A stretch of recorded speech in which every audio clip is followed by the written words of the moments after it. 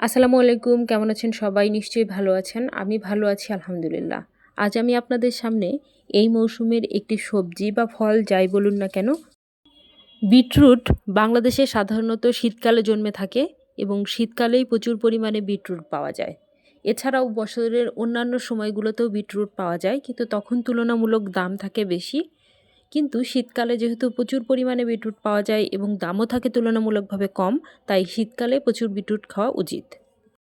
এই যে বিটরুটের পাতাগুলো দেখতে পাচ্ছেন, এটাকে শাক হিসেবে খাওয়া যায়। আপনারা চাইলে এটাকে খেতে পারেন। এটা কিন্তু অন্যান্য শাকের চেয়ে তুলনামূলকভাবে পুষ্টিকর এবং সুস্বাদু। এই সবজিতে প্রচুর পরিমাণে ভিটামিন ও খনিজ উপাদান রয়েছে।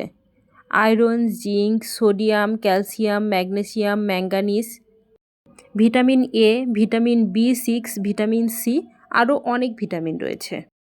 এটি যে শুধু খাবার হিসেবে ব্যবহার হয় এমন কিন্তু নয়। এটি দেখতে যেহেতু অনেক বেশি সুন্দর এবং এটা থেকে সুন্দর রং উৎপাদন করা যায় এবং প্রসাধন সামগ্রীতেও এর প্রচুর ব্যবহার রয়েছে। বিটরুট রক্তচাপ কমাতে সাহায্য করে, হৃদরোগের ঝুঁকি কমায়, মস্তিষ্কের কার্যকারিতা বাড়ায়। আপনি যদি বিটরুটকে ঔষধ হিসেবে গ্রহণ করতে চান তবে কোনো ডক্টরের পরামর্শ নিয়ে খাবেন। আমার দেওয়া কোনো তথ্য কারো জন্য ব্যবস্থাপত্র নহে। বিটরুট যেহেতু রক্তে শর্করার পরিমাণকে নিয়ন্ত্রিত রাখে, তাই বিটরুট উচ্চ রক্তচাপ রোগীদের জন্য একটি খুবই ভালো মানের খাবার। বিটরুটে রয়েছে ভিটামিন এ। ভিটামিন এ কিন্তু চোখের জন্য খুব ভালো, তাই চোখের সমস্যা যাদের আছে তারাও চাইলে বিটরুট খেতে পারেন, যাদের নেই তারাও খেতে পারেন। বিটরুট মানুষের শরীরে ভালো ব্যাকটেরিয়ার পরিমাণকে বাড়িয়ে দেয়, যার ফলে মানুষের রোগ প্রতিরোধ ক্ষমতা বাড়ে এবং অসুস্থ কম হয়। এই বিটরুট ফাইবার সমৃদ্ধ হওয়ার কারণে হজম ক্ষমতা উন্নত করে এবং কোষ্ঠকাঠিন্যের সমস্যা সমাধান করে। যাদের রক্ত স্বল্পতা রয়েছে তারা চাইলে বিটরুট খেতে পারেন, কারণ বিটরুট খেলে রক্ত স্বল্পতা দূর হয়। রক্তে হিমোগ্লোবিনের যে মাত্রা আছে সেটাকে সঠিক পরিমাণে বাড়িয়ে তোলে এবং রক্ত স্বল্পতা দূর করে এই বিটরুট। বিট মস্তিষ্কের রক্ত চলাচলকে বাড়িয়ে দেয় এবং মস্তিষ্কের কার্যকারিতা বৃদ্ধি পায়, যার ফলে স্মৃতিশক্তি বাড়ে।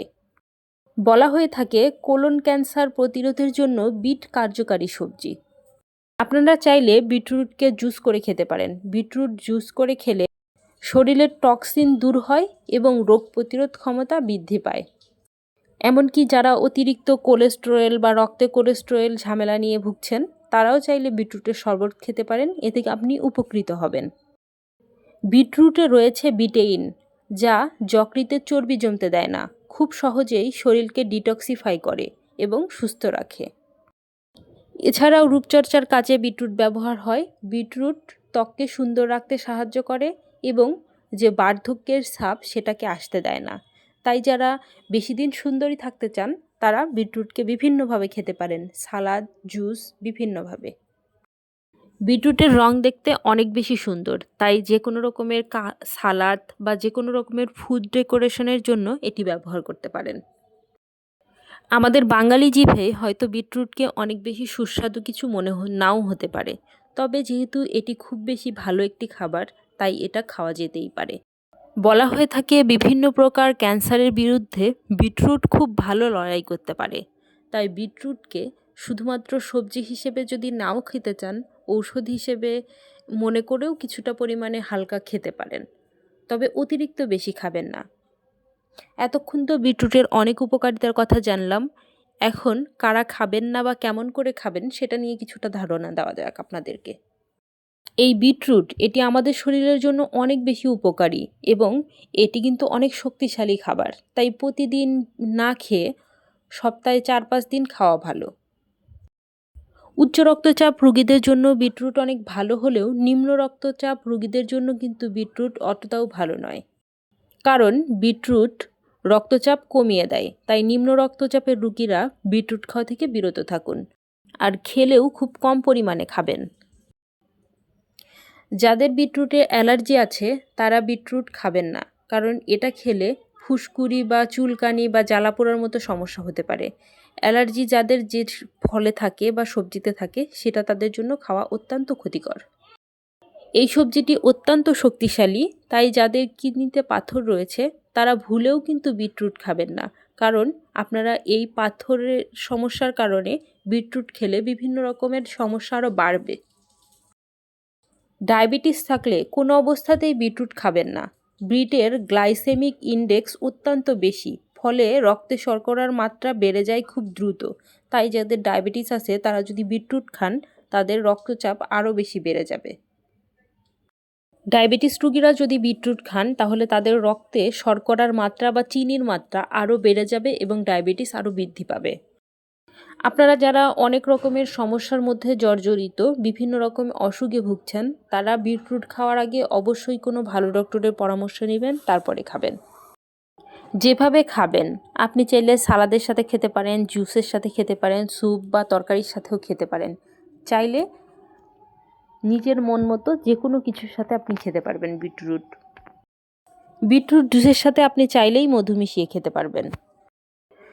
নিম্ন রক্তচাপ রোগীরা যদি বিটরুট খেতেই চান তাহলে বিটরুটের জুসের সাথে অবশ্যই বেশি পরিমাণে চিনি মিশিয়ে খাবেন। যদিও চিনি স্বাস্থ্যের জন্য অত্যন্ত ক্ষতিকর, তবে বিটরুট যে রক্তচাপকে আরও কমিয়ে দেয় সেটা থেকে কিছুটা রক্ষা পাবেন চিনি খাওয়ার ফলে। বিটরুট দিয়ে খুব ভালো রং তৈরি করা যায়। বিটরুটকে শুকিয়ে সেটা গুঁড়ো করে এখান থেকে এক জাতীয় রং তৈরি হয়, যেটা খুবই ভালো এবং সব ধরনের খাবারে ব্যবহার করতে পারবেন রং হিসেবে। এর পাশাপাশি এই বিটরুট দিয়ে লিপস্টিক তৈরি করা হয় এবং বিভিন্ন রকম প্রসাধনী তৈরি করা হয়। শীতকালীন সবজি হওয়ার পরেও বিটরুট অনেক সময় পাওয়া যায়, কারণ বিটরুট অনেক দিন পর্যন্ত ভালো থাকে। বাজারে এখন কিছু জুস পাওয়া যায় যেটা প্যাকেটে ওরা বিক্রি করে বিটরুটের পাউডার হিসেবে বা বিটরুট জুস হিসেবে।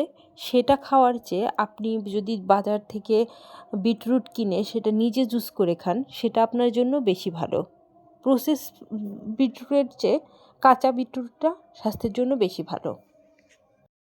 প্রসেস বিটরুটের কোনো কিছু না কিনে নিজে বাড়িতে বিটরুট কিনে সেটাকে কেটে রোদে শুকিয়ে চাইলে পাউডার করে রেখে দিতে পারেন। বিটরুট দেওয়া কোনো প্রসাধনী সেটা ব্যবহার করার পূর্বে অবশ্যই শরীরের কোথাও সামান্য একটু লাগিয়ে চেক করবেন যে আপনার অ্যালার্জি আছে কি না। যদি অ্যালার্জি না থাকে তাহলে নির্দ্বিধায় ব্যবহার করবেন। যদি অ্যালার্জি থাকে তাহলে ভুলেও ব্যবহার করতে যাবেন না, কারণ অ্যালার্জিযুক্ত যে কোনো কিছু আপনি যদি ব্যবহার করেন সেখান থেকে আপনার মারাত্মক রকমের ক্ষতি হতে পারে। ফুসকুড়ি, জ্বালা পোড়া, বিভিন্ন রকমের সমস্যায় পড়তে পারেন।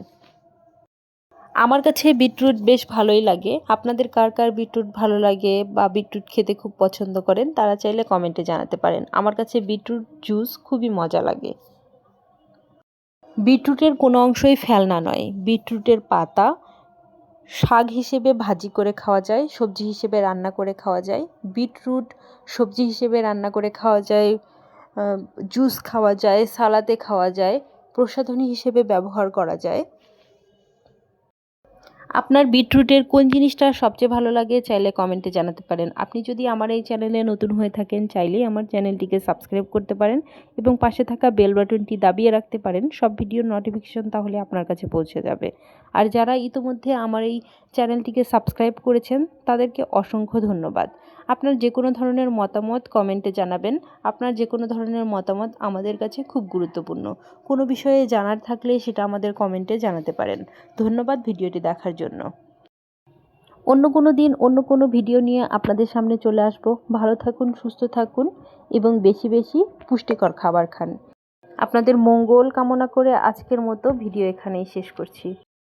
Thanks for watching. টাটা।